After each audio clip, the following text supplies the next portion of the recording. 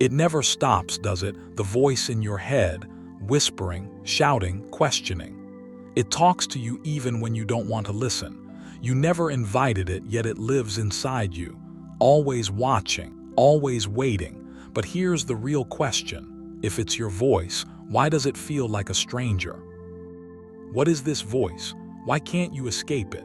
Psychologists call it the inner monologue, the voice that narrates your life. But for some, it's not just a voice, it's a tormentor. Dr. Ethan Kross, a neuroscientist, calls it chatter, a mental storm that hijacks your thoughts, twisting them into self-doubt and fear. Your brain is wired to anticipate threats, but in today's world, there's no tiger chasing you, so your brain attacks itself instead. Overthinking, guilt, regret, the feeling that you're never enough. That voice knows your weaknesses and it uses them against you. But the scariest part, it feels like the truth. Ever tried to silence it? The more you resist, the louder it becomes. It thrives on your attention. It feeds on your fears. It grows stronger the moment you try to fight it. And that's where most people go wrong. You might think, I should just ignore it. But ignoring a fire doesn't put it out. The real way to stop this voice is something no one talks about.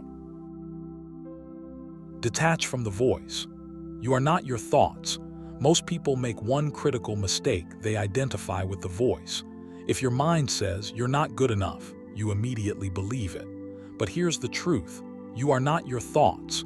Dr. Stephen Hayes, the founder of acceptance and commitment therapy, explains that your mind is like a radio constantly playing in the background. Some stations play inspiring music, while others broadcast fear and negativity. The problem is you're not choosing the station. You're just listening to whatever plays. So what's the fix? You step back and observe the voice instead of reacting to it. The best way to do this: give it a name. Instead of thinking, I'm not good enough, say, oh, there's my doubtful Debbie voice again. Instead of thinking, I always mess up, say, the perfectionist tyrant is back. The moment you label the voice, it loses control over you. It becomes an outsider, not you. And what we can see, we can change. Break the loop with action, because the voice needs a pattern to survive. Your mind is like a DJ playing the same record over and over again. The more you sit still, the louder the music becomes. That's because your thoughts follow loops, neural pathways that get stronger the more they're repeated. Dr. Judson Brewer, a neuroscientist specializing in habit loops, discovered that negative thought spirals work exactly like addictions.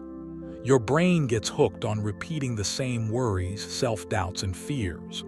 The longer you stay in your head, the stronger the loop becomes.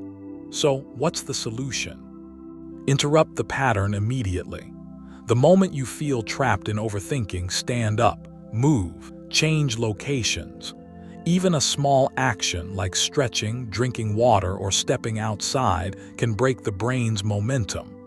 The goal isn't to force positivity, it's to shift your brain's focus. Why does this work? Because thoughts need stillness to survive. Movement forces your mind to adapt, cutting off the loop's fuel source. Reverse the voice's weapon against itself. Rewrite the narrative. Your brain takes words literally, whether they come from others or from yourself. Dr. Lisa Feldman Barrett, a leading neuroscientist, found that language actually shapes emotions. Here is what that means. If your inner voice constantly says, I can't do this, your brain believes it as fact. But here's the twist. The brain isn't designed to reject new questions. That's why the best way to fight back is to ask the right question instead of fighting the thought head-on. Instead of I'm not good enough, try what if I am. Instead of I'll never get better, ask how much better can I get. This works because questions force the brain to search for answers. Your mind stops repeating the negative phrase and starts solving a new problem instead. You are not crazy. You are not broken. That voice, It's just a glitch in the system, and now you know how to hack it. The real question is, will you take control or will you let the voice decide for you?